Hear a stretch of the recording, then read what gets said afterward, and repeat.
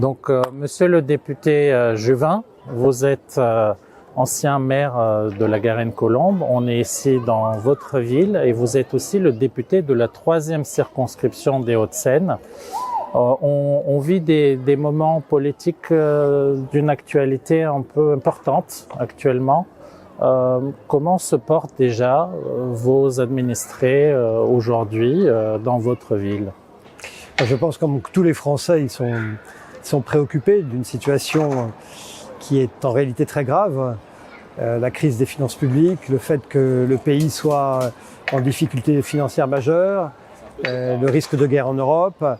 On voit qu'il y a une grande anxiété, donc il y a une responsabilité particulière, je crois, des élus locaux, et je pense aux maires, en particulier aux 36 000 maires de France, pour qu'ils fassent comprendre à nos administrés qu'ils ne sont pas seuls et qu'il y a plusieurs colonnes vertébrales dans le pays, et ce sont les maires. Justement, il y a des élections qui se profilent l'année prochaine. Comment vous allez soutenir ces élections dans votre ancienne commune où vous étiez maire? Je suis toujours membre du conseil municipal de la Garenne, donc moi je continuerai évidemment à m'impliquer dans la vie municipale. Ça fait tellement longtemps que je suis membre du conseil municipal et puis habitant de cette commune. J'y habite depuis l'âge de 4 ans, ça veut dire que je connais bien cette commune.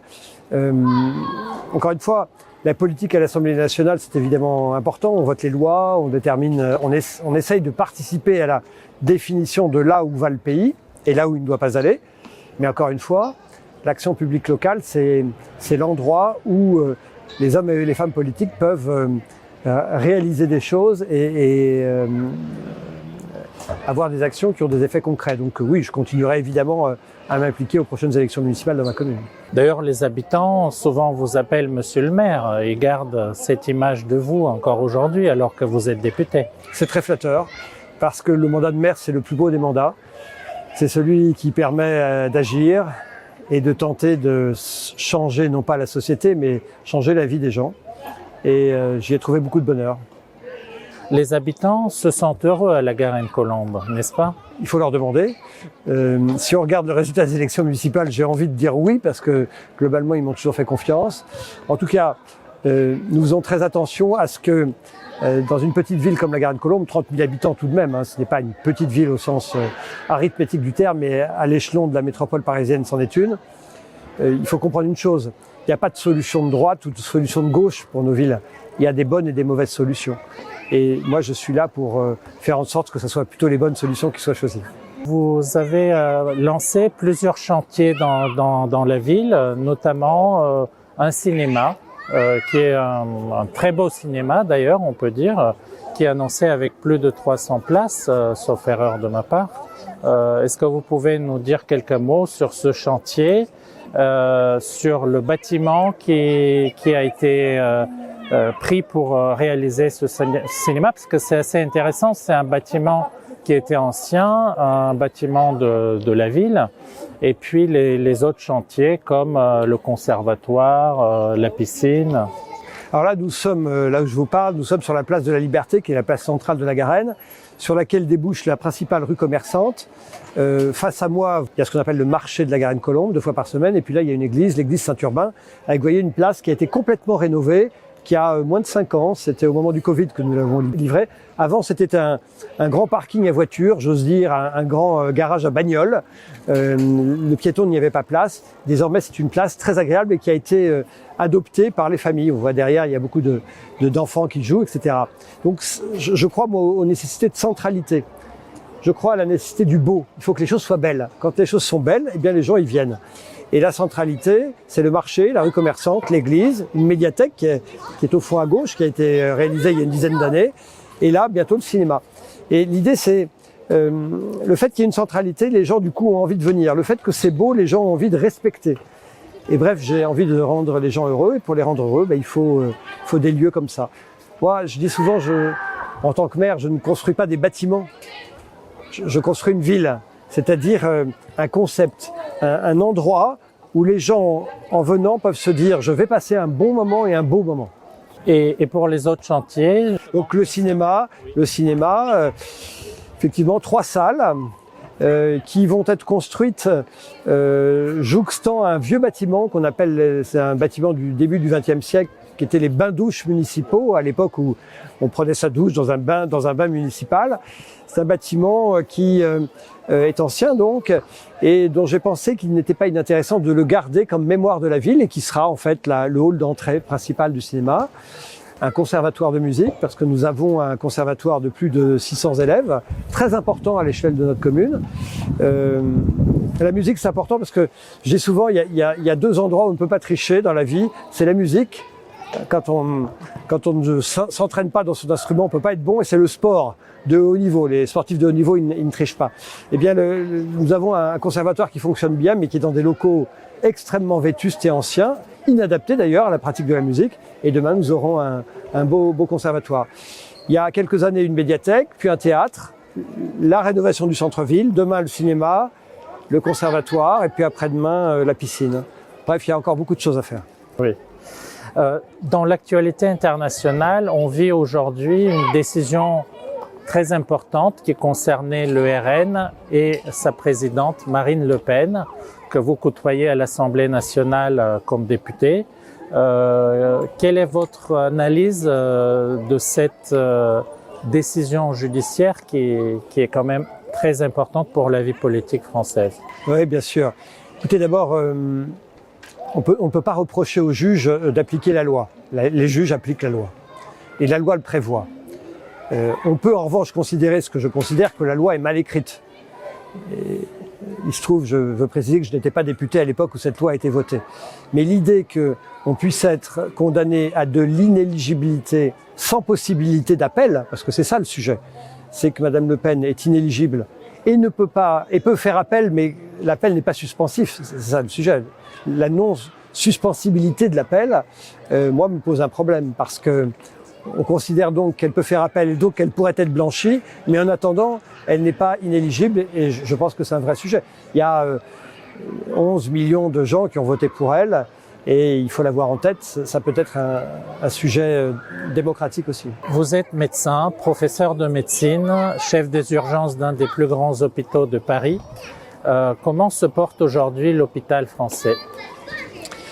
Il est comme le système de santé, c'est-à-dire qu'il y a des hommes et des femmes qui le font tenir, mais nous sommes de moins en moins nombreux et disponibles quand on se compare aux besoins réels de la population, qui est une population qui grandit. Il y a plus de Français aujourd'hui qu'il y en avait il y a 20 ans, qui vieillit, il y a plus de Français âgés qu'il y a 20 ans, et plus malades, il y a plus d'affections de longue durée, de maladies chroniques. Et d'un autre côté, nous sommes moins nombreux, et donc il y a un problème. Le problème du système de santé, c'est que il est d'une certaine manière inadapté aux besoins nouveaux. Et oui, j'ai une inquiétude. Par exemple, dans une commune comme la Garenne, il devait y avoir une vingtaine de médecins généralistes il y a 30 ans. Il y en a moins de 10 aujourd'hui. Or, les besoins sont toujours là. Donc il faut former beaucoup plus de médecins très rapidement et leur donner des outils modernes dont ils sont dépourvus. Le système de santé doit évoluer. Sinon, on va aller vers une inégalité démocratique, parce que certains sauront où aller se faire soigner, et d'ailleurs où ne pas aller se faire soigner, et d'autres ne sauront pas et ne pourront pas. Donc oui, c'est une de mes sources d'inquiétude.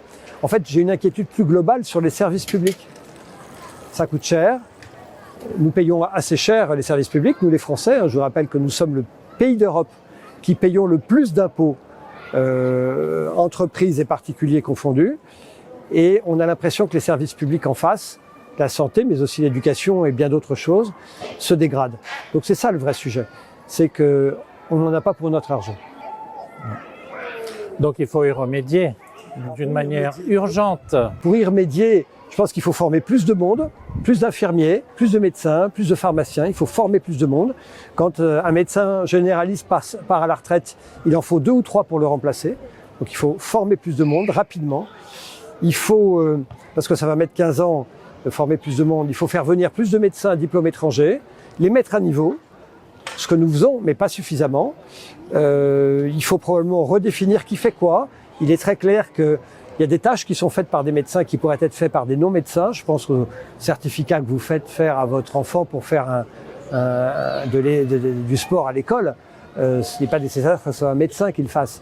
On pourrait avoir des infirmiers formés à ces diagnostics et ça irait très bien. Ça libérerait du temps médical. Et puis, il faut aussi que nous ayons enfin des outils communs entre la médecine de ville et l'hôpital. Parce que quand vous êtes vu par votre médecin généraliste et que vous venez à l'hôpital, eh bien moi je reprends tout à zéro comme médecin hospitalier.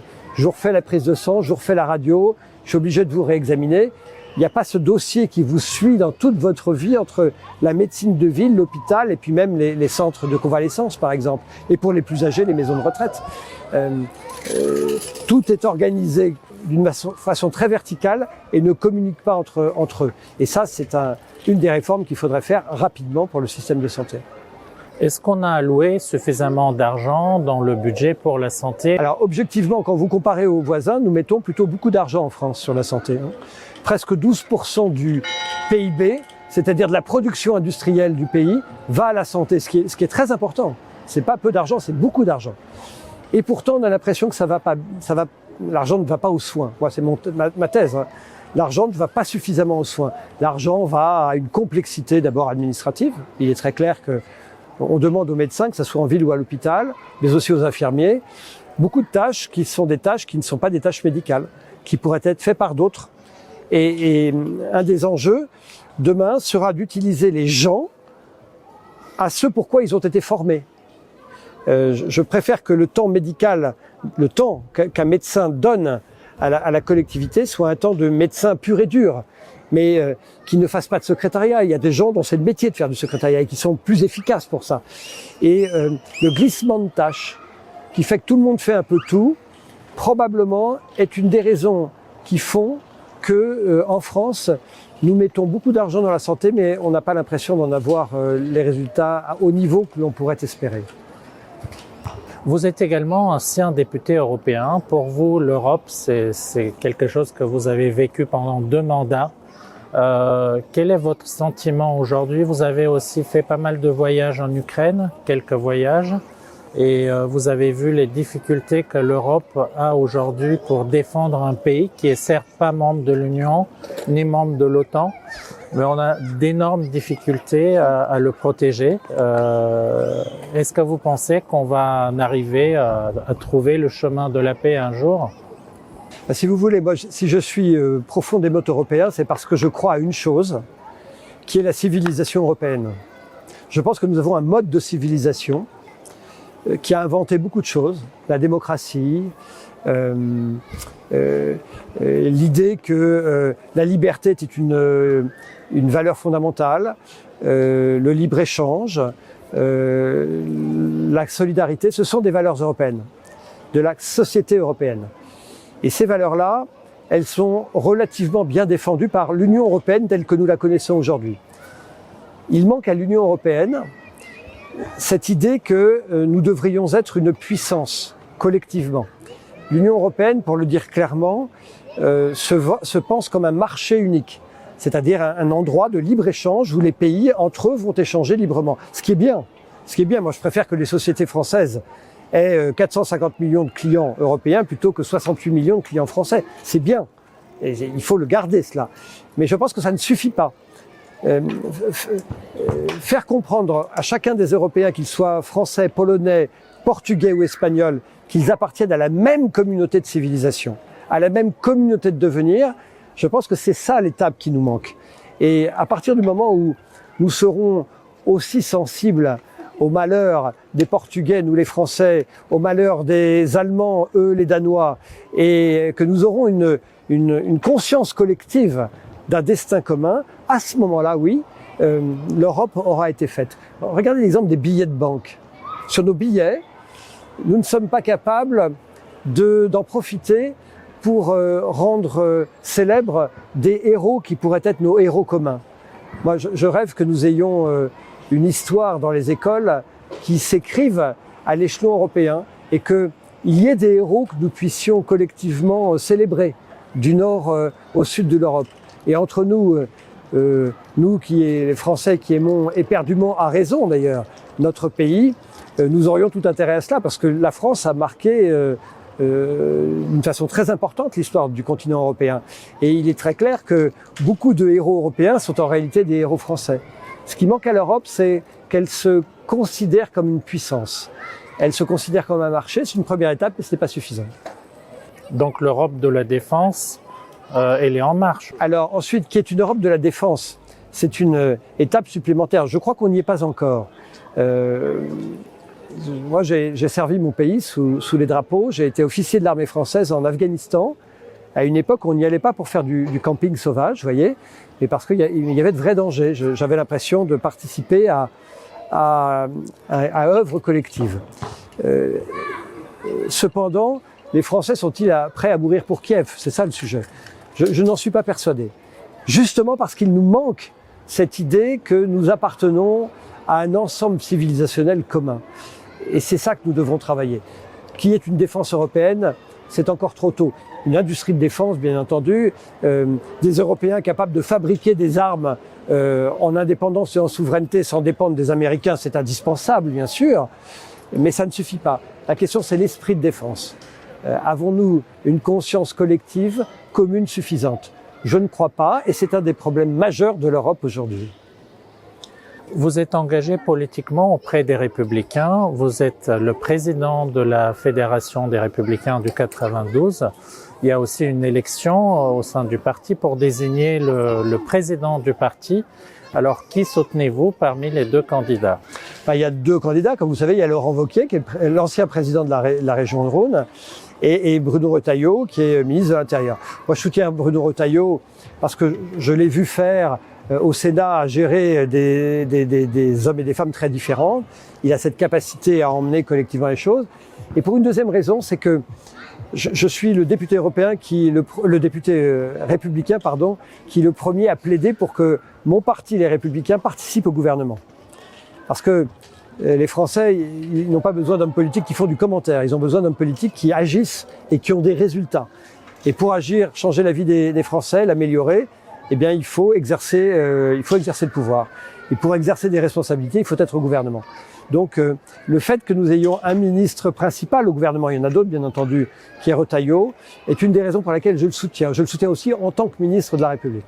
Pour terminer cet entretien, que souhaitez-vous dire aux gens de votre circonscription, vos électeurs? Eh bien, je vais leur dire qu'ils m'ont offert le plus beau des cadeaux en me faisant maire de la Garenne-Colombes pendant plusieurs années. C'est une ville que j'aime. J'y ai quasiment toujours vécu. En tout cas, elle m'est très précieuse à mon cœur. Et je continue à veiller sur elle, bien entendu, alors même que je ne suis plus maire. Et à ceux qui m'ont désigné comme député, je leur dirais une chose. Moi, je crois que aujourd'hui, la situation est tellement grave en France que nous devons avoir une colonne vertébrale. Moi, ma colonne vertébrale, c'est qu'il faut gérer les choses avec sérieux. La question des finances publiques, tant que nous aurons une dette qui continuera à progresser, nous ne pourrons pas être souverains, nous ne pourrons pas financer les services publics, nous ne pourrons pas financer l'hôpital, l'éducation. Et donc, on a besoin de députés à l'Assemblée nationale, et j'ose dire qu'ils soient de droite ou de gauche, mais qui se préoccupent de cette question fondamentale qui sont les finances publiques, l'équilibre des finances publiques. Ce que je fais à la Garenne. La Garenne est une ville désendettée parce que si vous avez une dette, vous n'êtes pas souverain et vous n'avez pas de marge de manœuvre. Avec une qualité, je crois que nous devons avoir en tête, c'est celle de la liberté. Moi, je suis le disciple d'un philosophe qui était Raymond Aron. Et Raymond Aron, philosophe et sociologue, libéral, disait au fond, quand vous donnez de la liberté aux gens, eh bien, ils l'exercent.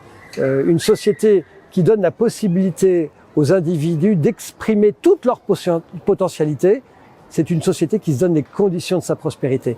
Donnons de la liberté aux gens, ils l'utiliseront pour le bien de tous. Et je fais donc le vœu de la liberté pour notre pays.